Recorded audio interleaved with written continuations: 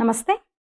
నిజంగా ఒక 3, 4 రోజులుగా అందరం కలత చెందినం. ఇంకా అసలు తలుచుకుంటేనే గుండెల్ని పిండినంత బాధనిపిస్తుంది గదా! ఎదిగిన పిల్లలు, ఇంటర్ పిల్లలు ఇంకో 2 ఏళ్లయితే వాళ్ళు అంటే చదువు పూర్తయిపోయి సెటిల్ అయిపోతారు. ఇంకో 2, 3 ఏళ్లయితే అమ్మాయి ఫస్ట్ అటెంప్ట్‌లోనే నేను ఐఐటీ కొడతాననిందంట. పోనీ ఆర్థిక ఇబ్బందులంటే లేవంట. సొంత ఇల్లు, తను సాఫ్ట్‌వేర్ ఇంజినీరు, టీమ్ లీడరు, అంటే మంచి సాలరీ అది ఉంటుంది. ఇండిపెండెంట్‌గా బతుకుతోంది తను. భర్త విదేశంలో ఉన్నా ఎలాంటి ఇది లేదంట. 4 నెలల క్రితమే వచ్చెళ్ళాడంట. తల్లిదండ్రులు పక్కనే ఉంటారు. అయినా సరే అలాంటి నిర్ణయం తీసుకుంది. కొందరు తిడుతున్నారు. పిల్లల్నెందుకు తీసుకెళ్ళాలి పిచ్చిది అని. కొందరు ఇంకేమో ఇగ రకరకాలుగా ఏదేమైనా కారణం ఇది అని గూడా అంటే ఎవరు చెప్పలేని పరిస్థితి. కాపోతే కారణం లేకుండా అలాంటి డెసిషన్ అయితే ఎవరు తీసుకోరు. కారణం లేకుండా అయితే ఆ పరిస్థితిలోకి వెళ్ళదామె. మరి ఏంటి అంటే భర్త గూడా వచ్చాడు. ఆయనే చెప్పడం నా ఇంటి దేవత నా భార్య. నా పిల్ల, నా కూతురని పాపం తలుచుకుంటూ ఏడుస్తుంటే ఇంకా బాధేస్తుంది. నేనంతగా ప్రేమించిన నా భార్య, పిల్లలు నాకు దూరమయ్యారంటే, పాపం కొంచెం డౌట్ ఉండే ఆయనొచ్చే ముందు అంటే మీడియాలో, సోషల్ మీడియాలోనే చూడడం భర్తతో ఏమన్నా స్పర్ధలా అంటే, అదేమీ లేదని తెలిసింది. నా భార్య దేవత అంటున్నాడు. చాలా మంచిది ధైర్యం ఉండేది తనకని చెప్తున్నాడు. కానీ ఏంటో తెలియట్లేదు అంటే, ఎక్కువ శాతం ఏముంటది ఎవరన్నా బ్లాక్‌మెయిల్ చేయడము, లేదా ఇల్లీగల్ రిలేషన్ ఇప్పుడు మనం చూస్తున్నవి అది వికటించడము, బయటపడ్డము, పరువుతో కొంచెము లేదా ఆర్థిక సమస్యలు ఎక్కువగా అప్పులవ్వడము, పిల్లల్ని ఎట్లా పోషించాలి అనుకోవడము, ఒంటరితనం ఎవరు లేకుండా ఒక్కరే ఉంటే గూడా అలాంటి ఆలోచనలొస్తాయి. కానీ తినకదేమీ లేదు. తల్లిదండ్రుల దగ్గరున్నారు, పిల్లలు ఉన్నారు, హాస్టల్‌లో ఉంది. కానీ ఆమె ఏదో కోల్పోయింది. అది మరి ఎవరితో చెప్పుకోలేకపోయిందా? భర్త దూరంగా ఉన్నాడు, పిల్లలు హాస్టల్‌లో ఉన్నారు. ఏమనిపించిందో ఆమెకు అర్థం గావట్లేదు. అయితే ఈ సందర్భంగా నేనొక గైనకాలజిస్ట్ డాక్టర్ సౌజన్య గారితో నేను ఇందాక మాట్లాడాననమాట. మనము తరచూ చెప్పుకుంటా ఉంటాం. ఈ మెనోపాజ్ మహిళలకి ముఖ్యంగా ఆ వయసు అంటే ఆమె ఆ స్టేజ్‌లో ఉంది గాబట్టి ఎర్లీ 40స్‌లో ఉండుంటారు. తను ఇంటర్ చదివే పిల్లలంటే 40+ ఉంటారు. ఆ ఏజ్‌లో కొంచెం కొన్ని మార్పులొస్తాయి మెనోపాజ్‌లో. అంటే మూడ్ స్వింగ్స్ ఉంటాయి. ఒక సడెన్ యాంగ్జైటీ వస్తాయి. సడెన్ డిప్రెషన్ వస్తది. చిన్న చిన్న విషయాలే వాళ్ళని ఎక్కువ నెగెటివ్‌లోకి తీసుకెళ్తాయి. బహుశా ఆమె గూడా అట్లా ఎళ్ళిందా? అందుకే అంత దూరం ఎళ్ళిందా? ఒక్క క్షణం చాలు. అంటే ఆ విరక్తి రావడానికి ఎంత తల్లిదండ్రులున్నా అంటే అందరి మనస్తత్వం ఒక రకంగా ఉండదు. కొందరు తల్లిదండ్రులతో పంచుకుంటారు. కొందరు ఎందుకులే నాదే ఒక స్వతంత్ర జీవితం, నాది ఒక ఇండిపెండెంట్ లైఫ్ అయిపోయింది. నాది ఒక సెపరేట్ ఫ్యామిలీ ఉన్నప్పుడు నేను ప్రతిది వాళ్ళతో ఎందుకు చెప్పుకోవాలన్న ఆలోచన ఉండొచ్చు ఆమెకి. ఫ్రెండ్స్‌తో గూడా అంటే ఆమె ధైర్యస్తురాలని చెప్తున్నాడు గానీ, ఫ్రెండ్స్‌తో గూడా అన్నీ ఎందుకు చెప్పుకోవడం అనుకుందేమో. ఆ మెనోపాజ్‌లో అలాంటి లక్షణాలొస్తాయి. 2 ఏళ్ల ముందు నుంచే పెరి మెనోపాజ్‌లో ఆ డిప్రెషన్స్ స్టార్ట్ అవుతాయంట. అవి ఇంకా పీక్‌కి వెళ్తే ఇంకంతే. ఒక సివియర్ అగ్రెసివ్‌నెస్ ఒస్తది. చిన్న చిన్న వాటిని గూడా తట్టుకోలేకపోతారు. ఇంకా ఆత్మహత్య వరకు గూడా ఎళ్ళిపోతారనమాట. ఆ స్టేజ్‌లో ఇందాక చెప్పినా గదా! అది పీక్‌కి వెళ్తే ఒక చిన్న చిన్న వాటిని గూడా తట్టుకోలేకపోతారు. కాపోతే దానికి ఇంకొక రీజన్ ఏదో ఉంటది ఖచ్చితంగా. ఇక్కడ అంటే ఏమంటారు ఒక స్ట్రాంగ్ ట్రిగ్గర్ ఏంటంటే భర్త నుంచి ఆమె ఎందుకో ఏదో కోల్పోతున్నట్టు ఆమె ఫీల్ అయినట్టు నాకనిపించింది.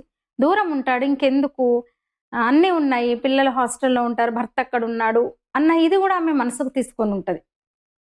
అయితే ఈ మెనోపాజ్‌లో వచ్చే ఈ సమస్యలకు యాంగ్జైటీ, డిప్రెషన్ ఇవి చాలా ఉంటాయి గదా!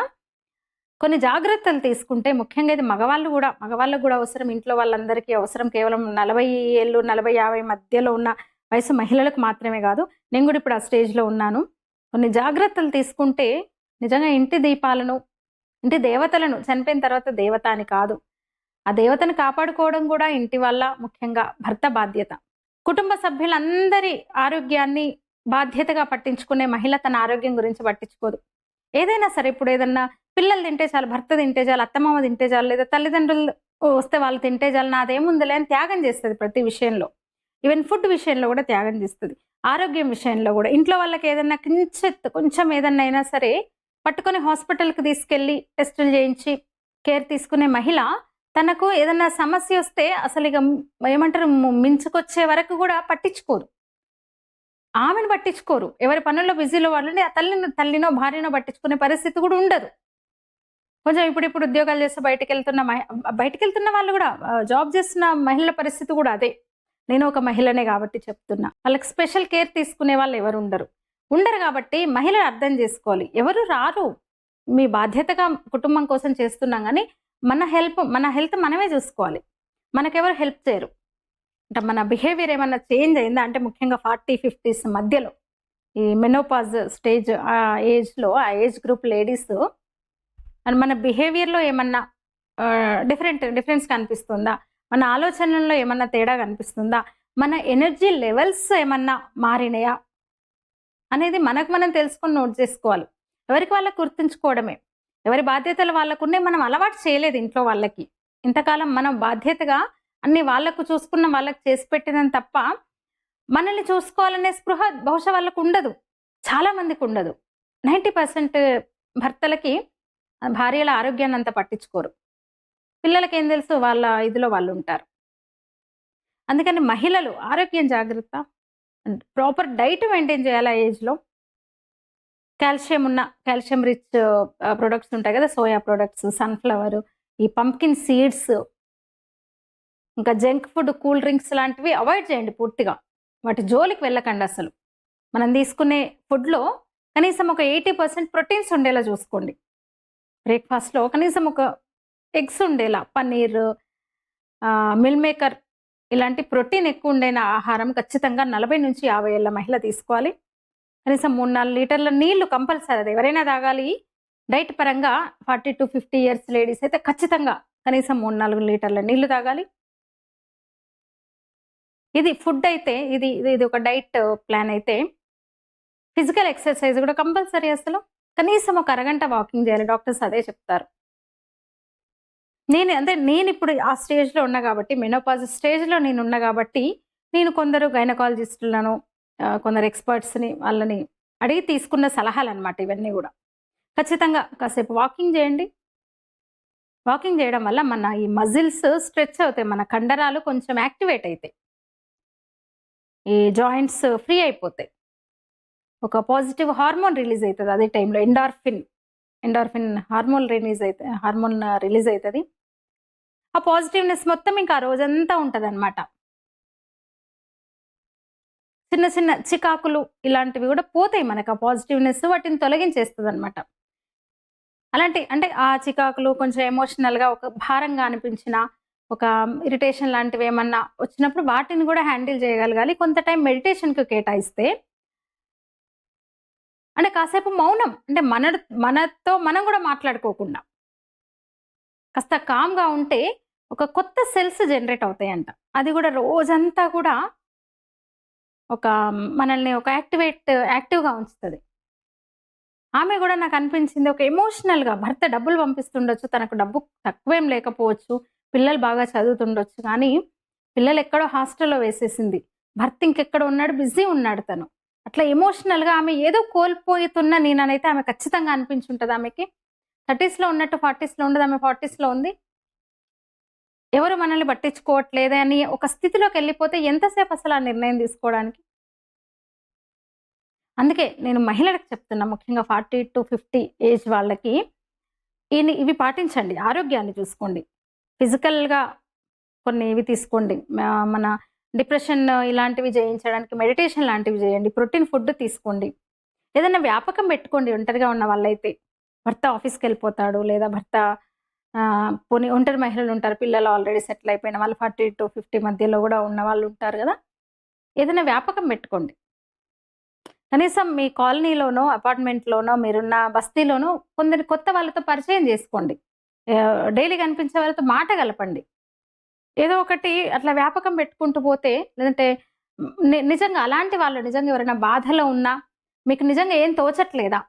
ఏం తోచక ఎవరు లేక మీరేమన్నా డిప్రెషన్‌లోకి ఒత్తిడి ఫీల్ అయినట్టు మీరనిపిస్తే మీకోసం నేనున్నా. నేను సలహా ఇస్తా. మీరివ్వండి. బాధలో ఉన్న వాళ్ళు ఇప్పుడు పక్కింట్లో, మన ఇంట్లో పని మనిషి ఏదన్నా మాట కలపండి. ఆమెకేమన్నా ఇబ్బందుంటే సహాయం చేయండి. ఆ సాటిస్ఫాక్షన్ గూడా వీటిని దూరం జేస్తది. ఎదుటి వాళ్ళకి మనం చిన్న సహాయం చేసినా అది మాట సహాయమైనా, డబ్బు రూపమైనా లేని వాళ్ళకి, ఇంకేదైనా వాళ్ళ చిన్న సమస్యను మనం పరిష్కరిస్తే మన అనుభవంతో, ఆ తృప్తి గూడా వీటన్నిటిని దూరం జేస్తది.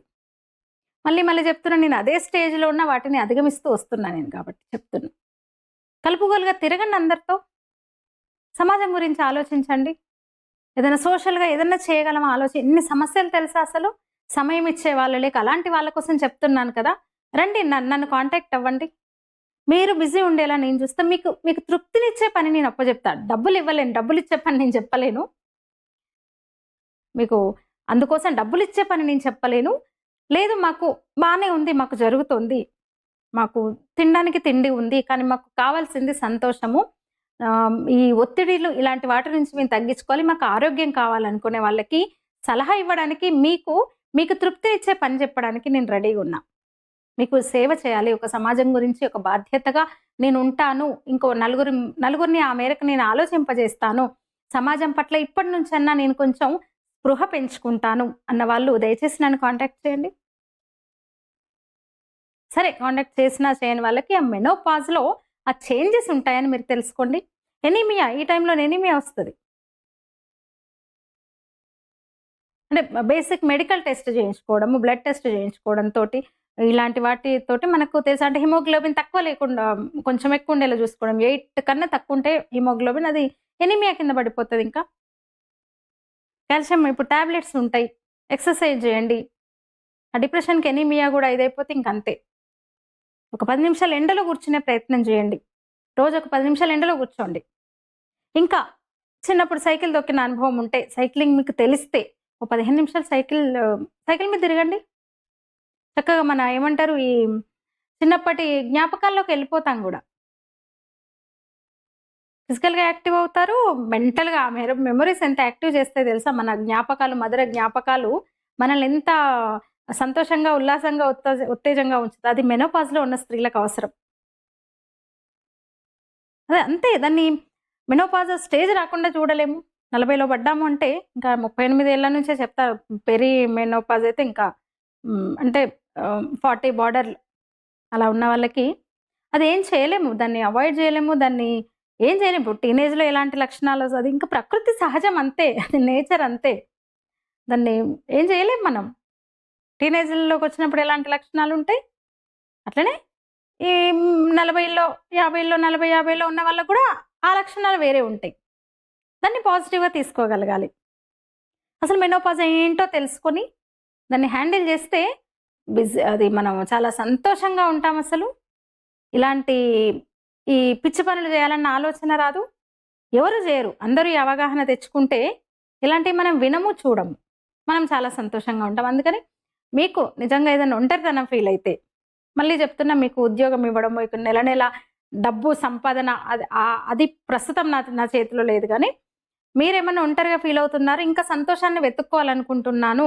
నేను సమాజంలో ఏదన్నా చేయాలి నా బాధ్యతగా నాకుంది. ఆ స్పృహని పెంచుకోవాలనుకుంటున్నాను అన్న వాళ్ళెవరన్నా ఉంటే నన్ను కాంటాక్ట్ అవ్వండి. మంచి పనప్పజెప్తాను నేను మీకు. మీకు తృప్తినిచ్చే, మిమ్మల్ని సంతోషంగా ఉండే పనులు చాలా ఉన్నాయి నా దగ్గర. అద స్ ఏమంటారు సమాజ సేవనే అది. అలా ఎవరైనా ఉంటే నన్ను కాంటాక్ట్ అవ్వండి. అస్సలు డిప్రెషన్‌లోకి వెళ్ళకండి. జీవితం చాలా విలువైంది. చాలా బాధాకరం ఆమె ఇద్దరు పిల్లల్ని గూడా తనతో పాటు తీసుకెళ్ళడం. తిట్టకండి పాపం తన పరిస్థితి ఏంటో మరి. కొందరు తిడుతున్నారు తల్లా రాక్షస అని. ఏమో ఆ పరిస్థితుల్లో తను ఫేస్ చేసింది గదా! మోసేవాడికే తెలుసు కావడి బరువు అన్నట్టు ఏంటో పాపం ఆ క్షణంలో మరి ఆమె ఆ క్షణం అయ్యుండదు. కొద్ది రోజులుగా ఏదో ఆమె అది మిస్ అయిపోతుంది. బాగా ఒక కేర్ భర్త నుంచి ఫిజికల్ ఇది గూడా ఈ ఏజ్‌లో అంటే ఫిజికల్ అంటే కేవలం భార్యాభర్తలంటే శారీరక సుఖం మాత్రమే కాదు. ఒక మైథునం మాత్రమే గాదు. భార్యాభర్తల మధ్య ఉండేది. ఆ స్పర్శ గూడా ఎంతో ఒక భరోసానిస్తది. భార్యాభర్తల మధ్య ఒక చిన్న స్పర్శ గూడా. ఒక భుజం మీద చెయ్యి వేసి లేదా ఒక కౌగిలింత, ఒక నుదుటి మీద ఒక ముద్దు పెడితే అది కూడా ఒక మన పాజిటివ్‌నెస్ వస్తది. ఆ టైంలో రిలీజ్ అయ్యే హార్మోన్స్ కూడా మనకి శారీరకంగా, మానసికంగా మనల్ని హ్యాపీగా ఉంచుతాయి. ఒక పాజిటివ్‌నెస్ తీసుకొస్తాయి. కేవలం మైథునం మాత్రమే కాదు అది ఖచ్చితంగా అది కూడా ఒక ప్రకృతి సహజమైందే. అది కాదనలేం గానీ, బహుశా ఆమె ఏదో కోల్పోయింది వాటిని కొన్ని నెలలు 4 నెలల క్రితం వచ్చాడంట. సో, సరే నేనైతే అదే అనుకుంటున్నా. భర్త దగ్గర లేనితనం, ఆ కేరింగ్, ఆ ఎమోషన్ మిస్ అయింది పాపం తను. ఆ క్షణంలో ఇంకవన్నీ ఇంకా ఆ డిప్రెషన్‌లోకెళ్ళిపోవడము. ఎన్ని ఉన్నా భర్త దగ్గర లేనిది, భర్త తన సాంగత్యంలో లేని లోటు ఆమెకు ఆ దిశగా ప్రేరేపించిందేమో అని నేననుకుంటున్నా. అంటే అతను మాట్లాడిన మాటలు గాని, మిగతా ఇంకా వేరే కారణాలు లేవు గాబట్టి నేనైతే అట్లా అనుకుంటున్నా.